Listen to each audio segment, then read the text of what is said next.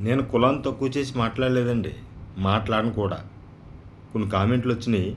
వాటికి చెప్తున్నాను ఇప్పుడు సమాధానం.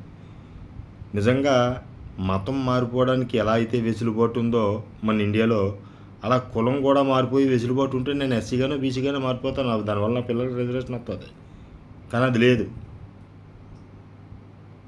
నేను చెప్పింది ఒకటే, ఒకే క్లాస్ రూమ్లో చదువుకున్న పిల్లలకే కులాలు మతాలు ఏమీ తెలియవు. ఎప్పుడైతే వీళ్ళకి మార్కులు వచ్చిన తర్వాత ఎక్కువ మార్కులు వచ్చినా కానీ ఆ కులాన్ని బట్టాడికి సీట్ రావట్లేదు, తక్కువ మార్కులు వచ్చినా కానీ ఆ కులాన్ని బట్టాడికి సీట్ వస్తుంది. ఈ వ్యత్యాసం ఎప్పుడైతే ఉందో అప్పుడే వాళ్ళకి గుర్తొస్తుంది ఆడి కులం ఇది, ఈడి కులం ఇది అని. ఇది పోయినప్పుడే ఆ కులాల తేడా కూడా పోతుంది. ఇదే నేను చెప్పాలనుకున్నది. అంతే, అంతకుమించి ఏమీ లేదు. ఈ ఎగ్జామ్ మళ్ళీ నేషనల్ లెవెల్లో జరుగుతుంది. ఎన్టీఏ వాళ్ళు కండక్ట్ చేస్తారు. అంటే మన ఒక రాష్ట్రానికి సంబంధించి దేశం మొత్తం మీద జరుగుతుంది.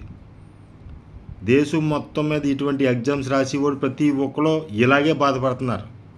ఎక్కువ మార్కులు వచ్చినాడికి సీట్ రావట్లేదు, తక్కువ మార్కులు వచ్చినాడికి సీట్ వస్తుంది. ఇది పోతే కదా కులాన్ని గుర్తుపెట్టుకునే పని ఉండదు ఎవరికే.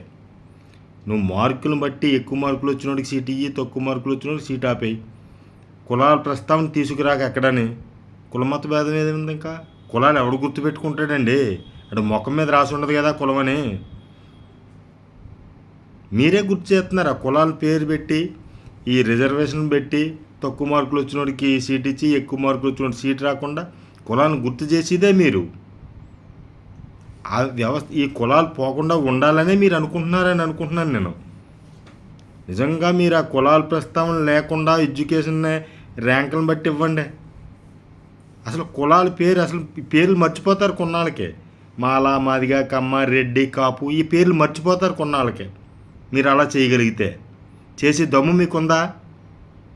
రాజకీయ నాయకులకు కానీ, ప్రధానమంత్రి గారు మోడీ గారికి కానీ ఉందా? ఉంటే చెయ్యండి. కులాలు అసలు ఎవరో గుర్తుపెట్టుకోడు.